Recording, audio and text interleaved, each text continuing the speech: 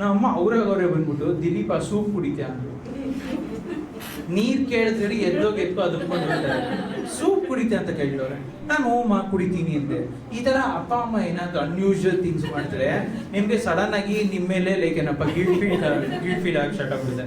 ನಾನು ಅವ್ರಿಗೆ ಆನಿವರ್ಸರಿಗೆ ಫೋಟೋ ಹಾಕೋದ್ ಬಿಟ್ಟು ವಾಟ್ಸಪ್ಪಲ್ಲಿ ಬೇರೆ ಏನಾರು ಮಾಡಬೇಕು, ಏನಪ್ಪ ನಾನು ಲೈಕ್ ಏನಪ್ಪ ಲವ್ ಮ್ಯಾರೇಜ್ ಆಗ್ಬಾರ್ದು, ನಾವು ಅಪ್ಪ ಅಮ್ಮ ತೋರಿಸಿದ್ರೆ ಒಬ್ಬನೇ ಮದುವೆ ಆಗಬೇಕು, ನಂಗೆ ಯಾರು ಗರ್ಲ್ ಫ್ರೆಂಡ್ ಇಲ್ಲ ಹಂಗೋ ಅನ್ಸ್ತಾ ಇದೆ.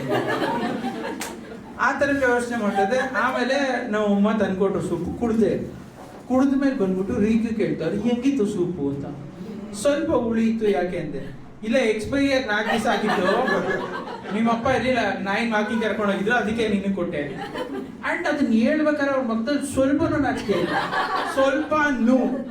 ಅಂಡ್ ಈ ಏಜ್ ಅಲ್ಲಿ ನಾನು ಅವ್ರ ಹತ್ರ ಕುಕಿಂಗ್ ಬಗ್ಗೆ ಏನು ವಾದ ಮಾಡಕ್ಕಾಗಲ್ಲ.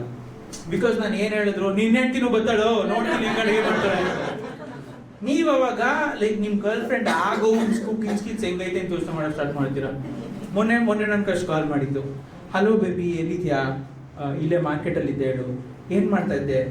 ಬ್ಯಾಡಗಿ ಮೆಣಸಿನ್ಕಾಯಿ ತಗೋತಾ ಇದ್ದೆ. ಮೆಣಸಿನ್ಕಾಯಿ ಬಾಡಿಗೆ ಬೇರೆ ಕೊಡ್ತಾರ?